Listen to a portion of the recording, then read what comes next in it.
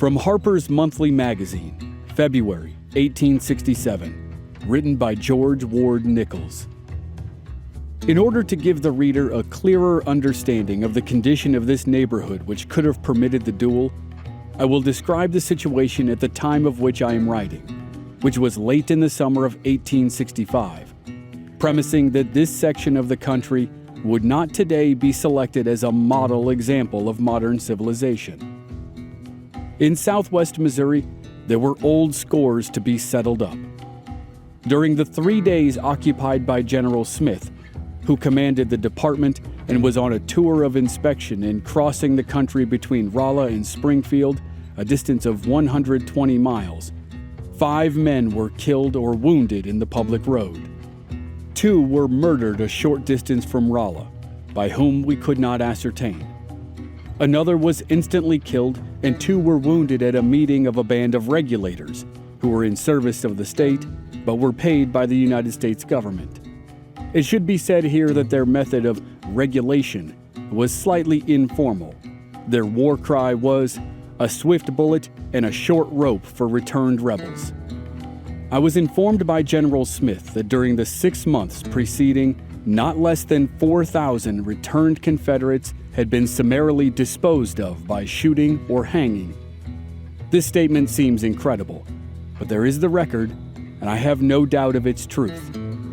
History shows few parallels to this relentless destruction of human life in a time of peace. It can't be explained only upon the ground that, before the war, this region was inhabited by lawless people. At the outset of the rebellion, the merest suspicion of loyalty to the Union cost the patriot his life, and thus large numbers fled the land, giving up home and every material interest. As soon as the federal armies occupied the country, these refugees returned. Once securely fixed in their old homes, they resolved that their former persecutors should not live in their midst. Revenge for the past and security for the future knotted many a nerve and sped many a deadly bullet. Wild Bill did not belong to the regulators. Indeed, he was one of the law and order party. He said, "When the war closed, I buried the hatchet, and I won't fight now unless I'm put upon."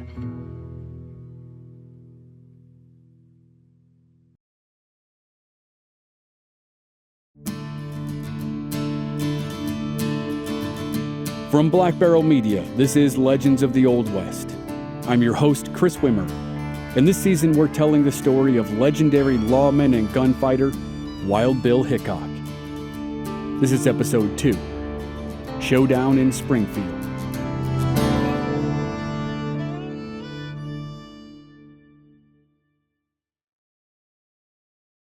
By March of 1862, the Union Army was completing its push through southwestern Missouri. The campaign had been inaugurated in August of 1861 with the Battle of Wilson's Creek outside Springfield, Missouri. That was Bill Hickok's first taste of war, and he found the artillery barrages utterly terrifying. The Union lost the Battle of Wilson's Creek, but Federal troops continued fighting. They relentlessly pushed Confederate troops south toward Arkansas. Now, in the early spring of 1862, Hickok's Union force was trying to slam the door shut on Missouri. The Union Army had forced the Confederates out of the state, and now the rebel army tried to make one last stand at a place called Pea Ridge that was just inside the Arkansas border. The fighting spanned 2 days, March 7th and 8th, and Hickok was in the thick of it. On the first day, Hickok performed heroically as a messenger. He rode through hails of gunfire to carry dispatches. He went through 4 horses on that first day. 3 dropped from exhaustion, and 1 was shot out from under him. But that first day was a struggle for the Union. Union troops were badly outnumbered. The Confederates pushed them back and attacked from the flanks and did heavy damage until the daylight faded. But the Confederate forces received critical damage as well. Former Texas Ranger and now Brigadier General Ben McCullough was killed in action. The loss of the commander had a devastating effect on his troops. But even so, they came out fighting the next day. The Union force was ready. On day 2, Hickok was assigned to a unit of sharpshooters on a ridge. They poured heavy fire on the Confederates and helped slow the movement of rebel troops. The Confederates pushed hard on the Union lines and forced them out of their original positions. But ultimately, the Confederates couldn't complete the victory. They ran low on ammunition and couldn't coordinate reinforcements. The battle itself could be considered a Confederate victory, but overall, it was a victory for the Union. The Confederates could not make it back into Missouri, and the Union held the state, more or less, for the rest of the war. And the more or less qualifier is in there because that same year, 1862, William Quantrill organized a cavalry unit that was dubbed Quantrill's Raiders. The unit was adopted into the Confederate Army, and it would be the home of Frank and Jesse James and the Younger brothers. And they would terrorize Missouri and Kansas for the next 3 years. During that same time frame, and in the same region, Bill Hickok worked for the Union as a scout and possibly a spy. Because of the time period and the chaos of the war and the nature of Bill's activities, there isn't a lot of fully verifiable information about his service, but a couple stories survive. In the first, he and a group of Union scouts were riding the back roads of Missouri when they spotted a cabin in a clearing. A black man worked outside, and he told them that 2 women were being held in the house by 4 Confederate guerrillas. According to the stories, Hickok drew his guns and went into the cabin by himself. He caught the 4 men off guard and disarmed them. But then a unit of Confederate cavalry arrived and surprised the Union scouts. A firefight erupted, and the scouts wounded 3 cavalrymen. The cavalry fled, and Hickok and the other scouts chased them. But the Confederates were too far ahead, and Hickok and the other scouts couldn't catch up. In one version of the story, that's the end. Hickok and his men saved the 2 women and then rode away. In another version, the scouts spent the night at the cabin, and then they were attacked again the next day. The Confederates forced the Union scouts and the 2 women to flee to a small fort. Hickok and the defenders of the fort, including one of the women, fought back waves of Confederate assaults for 2 hours before the rebels abandoned the effort. When Hickok rejoined his unit, it seems like he spent the next 2 years as a spy behind enemy lines, and then finished the war as a military policeman. And during that time, he was once again reunited with his young friend, Bill Cody, who had accidentally enlisted in the Union Army.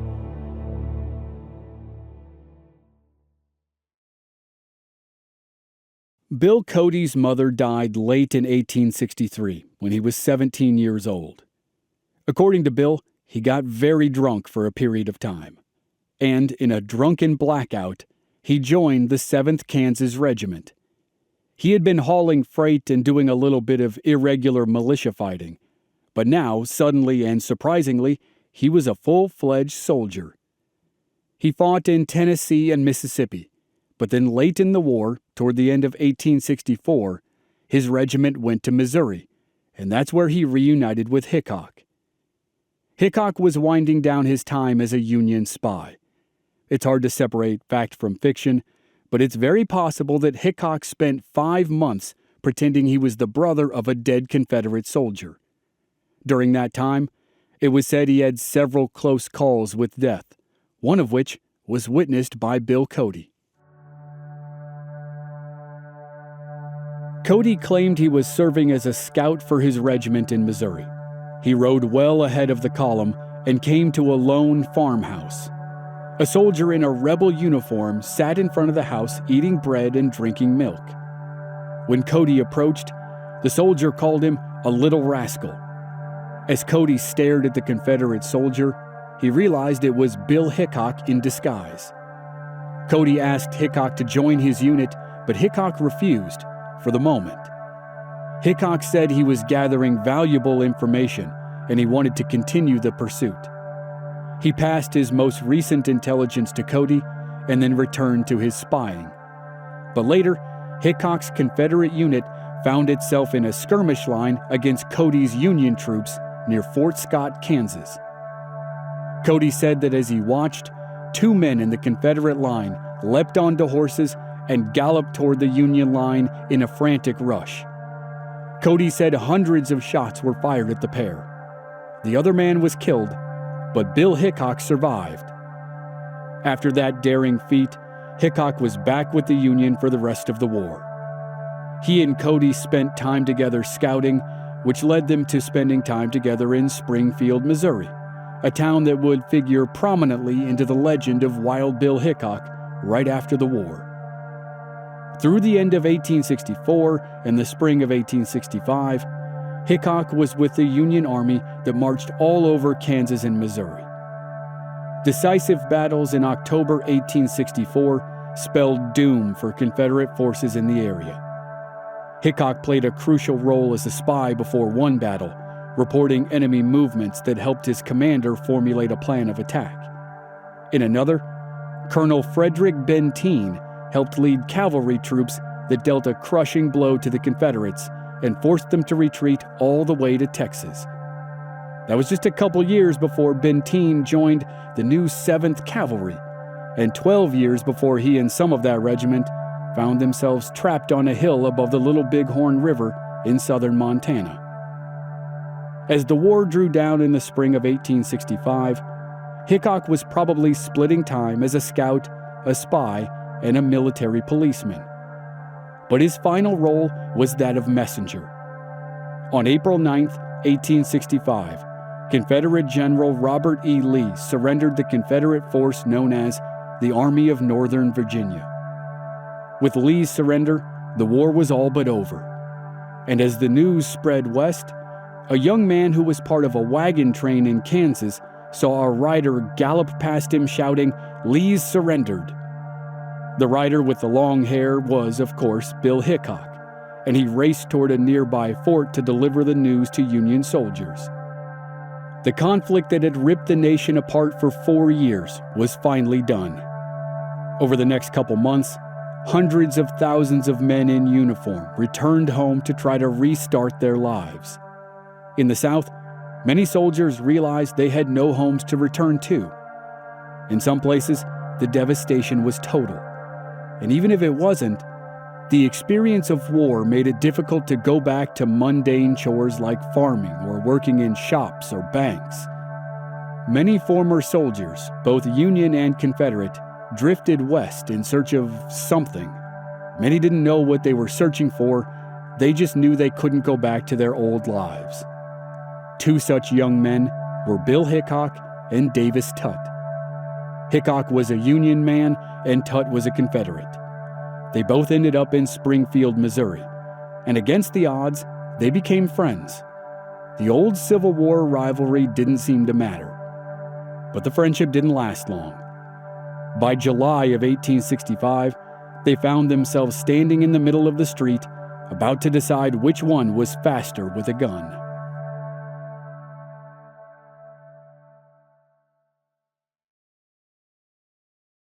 Davis Tutt was from Yellville in Marion County, Arkansas, and his family was on one side of the family feud known as the Tutt-Everett feud, or the Marion County War. Throughout the 1840s, dozens of people were killed in shootouts and ambushes, just like in the famous feuds that were starting to heat up in Kentucky. The feud ended when Davis Tutt's father was ambushed and shot and died a few days later. Davis was about 14 years old when his father died, and then 12 years later, in 1862, he joined the Arkansas Infantry and fought through the end of the war. By early summer 1865, Davis Tutt and Bill Hickok were in Springfield, and they became friends through a shared love of gambling. They both carried 2 guns, and pretty soon they prowled Springfield together nearly every day. For the record, at this point in Bill's life, he carried 2 .36 caliber Navy Colts. He also kept a Derringer in his pocket and a Bowie knife on his belt. As the friendship between Tutt and Hickok developed, Hickok was also managing a relationship with one of the young women he'd rescued from the cabin a couple years earlier. She was sweet on Bill, but apparently she wanted more than he was willing to give. Bill had just turned 28, and he wasn't ready to settle down. So she shifted her affections to Davis Tutt, and the friendship between Tutt and Hickok began to fall apart. It wasn't entirely because of the new romance, but that was probably a decent part. Soon, Tutt refused to play in the same card game as Hickok. Then, Tutt started bankrolling other players to try to clean Hickok out. Unfortunately for Tutt, the scheme didn't work. Bill won more than he lost, and now Tutt was losing money in his own card games and games he wasn't even in. The tension between the two men rose, and then Tutt pushed it over the top. Tutt confronted Hickok in the Lion House Hotel. Hickok was playing cards, and Tutt said Hickok owed him $40 for a deal on a horse. Hickok took out his recent winnings and gave Tutt $40 right on the spot. Then Tutt said Hickok owed him an additional $35. At that point, Hickok balked. He said he might owe an additional $25 at most. As the two men argued over the discrepancy, Tutt grabbed Hickok's gold pocket watch off the table. Tutt told Hickok he would return the watch when the full debt was paid, and then he walked out of the hotel. The next day, July 21st, Tutt strolled the streets and displayed Hickok's pocket watch for all to see. Hickok confronted Tutt in the town square, but he showed restraint. Hickok tried to reason with Tutt, and their argument over money reignited. But that moment turned out to be the calm before the storm. A mutual friend stepped in to try to resolve the matter, but Tutt still insisted Hickok owed him the higher dollar amount. Instead of pulling their guns, they went to a saloon and had a drink, but the problem wasn't solved. The two men went their separate ways, with the bad blood simmering and ready to boil. That evening, a few minutes before 6 o'clock, it boiled over. Tutt was back in the town square, parading Hickok's watch like a trophy. Hickok entered the town square from the opposite direction. He already had a Navy Colt in his right hand. Bystanders rushed out of the town square and hurried for shelter in the surrounding buildings. Now, it was just Davis Tutt on one end of the square and Bill Hickok on the other. They were separated by about 100 feet, and Hickok issued an ultimatum. He said, "Dave, here I am. Don't you come across here with that watch." Hickok put his pistol in his holster as one final signal that they could resolve this without shooting. But Tutt dropped his hand to the butt of his gun and turned sideways, a clear sign that he intended to draw. Tutt started to pull his pistol, but he was no match for Hickok. Bill's Colt was out in a flash, and he rested it on his left arm for balance and fired. The bullet slammed into Tutt's ribcage. He cried out, then staggered toward the courthouse. He made it to the porch, but then veered back into the street. He collapsed into the dust and died before he hit the ground. The people near the town square of Springfield, Missouri, had just witnessed the first recorded quick-draw gunfight in the history of the American West.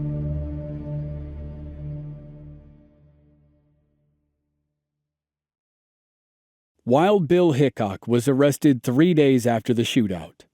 He went to trial in early August and was found not guilty of murder. And over the course of the 2 weeks between the gunfight and the acquittal, the story of the fight spread like wildfire. The legend of Wild Bill took an enormous step forward. He was already a recognizable figure. At 6'1" in height, he was 5 or 6 inches taller than the average man at the time. He was a fancy dresser and carried twin Navy Colts. He was impossible to miss, and now he was a proven gunfighter, or shootist in the parlance of the times. His fame spread through word of mouth, and he was about to get a big boost from a former Union Army colonel named George Ward Nichols. Nichols arrived in Springfield later that summer and interviewed Hickok extensively for the article that turned Wild Bill into a household name. The story appeared in Harper's Monthly magazine, but it took a long time to get published. In the interval, Bill went back to being a scout for the Army. First, he ran for the job of town marshal in Springfield, but he lost. Davis Tutt had lots of friends in town, and not everyone agreed with Hickok's actions. Bill had basically worn out his welcome. But his old Army commander threw him a lifeline. The man was now a U.S. Marshal in Kansas, and he hired Hickok as a deputy. Bill's job was to scour the frontier for soldiers who deserted the Army, or embezzled money, or stole horses. In between jobs, he acted as a guide for some of the top brass in the reunited United States Army. He led General William Tecumseh Sherman's group as it toured the West. He guided General John Pope's party down to Santa Fe. And then he met Lieutenant Colonel George Armstrong Custer in August 1866. The famous boy general had just been named second in command of the new 7th Cavalry that was headquartered at Hickok's home base of Fort Riley. Hickok made an immediate impression on both Custer and his wife Libby. And along the way, Bill leaned into his reputation as a quick-draw artist and an exceptional marksman. He put on shooting exhibitions where he dazzled audiences by hitting playing cards and coins and cans that were tossed in the air. Sometimes the crowd marveled at his speed. Sometimes it was his accuracy. Sometimes both. They always left satisfied. And then in late January or early February 1867, the big article about Bill was printed in Harper's magazine. He was now famous nationwide, though the amount of truth in the story was questioned even then. Lots of people laughed at it and viewed it with skepticism, but it made Hickok famous either way. And a few months later, a follow-up article appeared in the New York Herald. His fame grew even more, and so did the target on his back. For the rest of his life, Bill had to be on guard against glory seekers, men with guns who wanted to gain a reputation by killing the most famous gunfighter in America. Maybe that was what caused the shootout in Jefferson City, Nebraska in December 1867. Or maybe the belligerent drunks in the saloon knew Bill was a deputy U.S. Marshal. Or maybe they just didn't like the way he looked. But as Hickok traveled back to Fort Riley in the freezing weather, he stopped in Jefferson City to get warm and to have a couple whiskeys before continuing his trip. In short order, some of the patrons began to make insulting remarks as he stood at the bar. Bill ignored them. But then one man intentionally bumped Hickok while he was taking a drink. Hickok spilled his whiskey and spun around and knocked the man down with a backhand slap to the face. Bill warned the men to knock it off, but they grabbed their guns. Bill pulled his pistol with his right hand and shot the first man, but then a bullet slammed into Bill's right shoulder. He pulled his left-hand gun and kept firing. He shot 2 more men and then turned toward the man he'd slapped. The man was getting up, and Bill shot him in the jaw. Then he whirled toward the rest of the men in the bar. Everyone else kept their hands empty or dropped their guns. Bill headed for the door, experiencing the pain of a gunshot wound for the first time. Behind him, 3 men were dead. The only guy who survived Bill's bullets was the one who'd been shot in the jaw.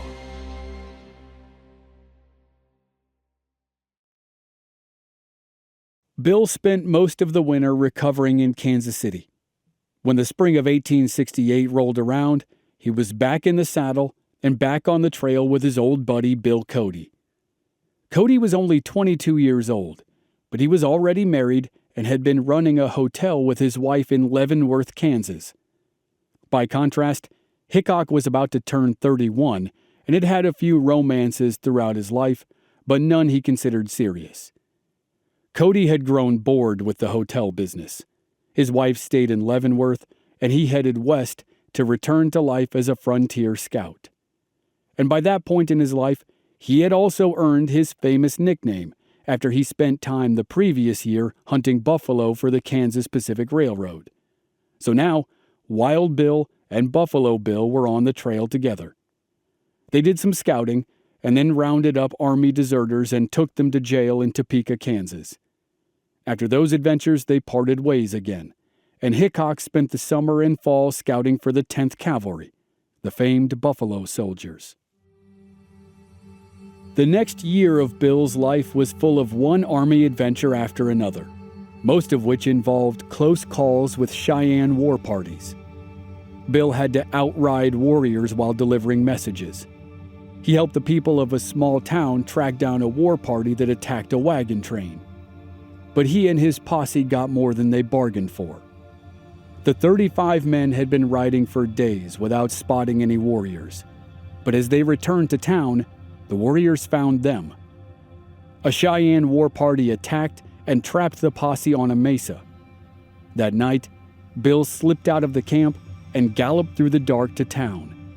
He rounded up 12 men and returned at dawn to rescue the stranded posse. His group screamed and fired their rifles and convinced the Cheyenne that a cavalry unit had snuck up on them in the night. The war party fled, and the 50 men of the town made it home in one piece. 2 months later, in November 1868, General Phil Sheridan, the commander of the Department of the Missouri, led a military campaign against the tribes of the Southern Plains. The campaign was a preview of the one that led to the Battle of the Little Bighorn 8 years later. It was a three-pronged attack, and the most widely publicized action was the Battle of the Washita, where Custer's 7th Cavalry wiped out a Cheyenne village in Oklahoma before it nearly got overwhelmed by more than 1,000 warriors. A part of the campaign that was not as well known was the near catastrophe that struck the column from Fort Lyon in southeastern Colorado. They were one of the 3 prongs in the overall strategy, but they got hit by snowstorms in northern New Mexico. Bill Hickok was a scout for the advance column, and Bill Cody was a scout for the main body. Hickok's men suffered badly in blinding snowstorms and freezing temperatures. Their food dwindled fast. They were near the point of starvation when Cody and a small rescue party found them. When they were saved, Hickok and Cody guided the combined force to a fort in eastern New Mexico where the column could properly recover. Hickok's career as an Army scout was coming to an end, but he still had one more big adventure before he transitioned from a scout of the plains to a lawman of Kansas. In March of 1869, he was delivering messages between Fort Lyon in eastern Colorado and Fort Wallace in western Kansas. It's about 150 miles between the two forts, and one day Bill killed a buffalo and stopped to cook some of the meat. A Cheyenne war party spotted the smoke from his cook fire and headed for it. Hickok had just climbed onto his horse when he saw the warriors. He fired his rifle and hit 4 of them in short order, but the remaining 3 did not run. They attacked. One of them stabbed Bill in the leg with a lance. Hickok pulled his pistols and kept firing, but his horse went down. Hickok crashed to the ground and rolled away from the animal while he continued to fire. He hit 2 of the 3 attackers, and the 3rd finally decided to run. Hickok hauled himself onto an Indian pony and rode toward Fort Lyon. Mercifully, he was spotted by some woodcutters right before he collapsed from exhaustion and blood loss. The men rushed him to the fort, where the doctor was able to remove part of the spear that had stabbed him, but not all of it. The man wasn't a great surgeon, and he was afraid he would rupture an artery. He recommended amputation, but Bill remembered a doctor back in Illinois who could probably do the surgery without cutting off his entire leg. So he traveled all the way home to have the rest of the spearhead removed. He was reunited with his family for the first time in 13 years. He spent the rest of March and all of April at his family's home in Troy Grove. But as nice as it probably was to see everyone, Bill still had a restless spirit. When he recovered, he bid goodbye to his family and headed west again. By that time, Kansas was the destination for Texas cattle, and Kansas cow towns desperately needed lawmen with steel nerves and fast guns. Bill had both, and he started his career as a lawman by cleaning up Hays City.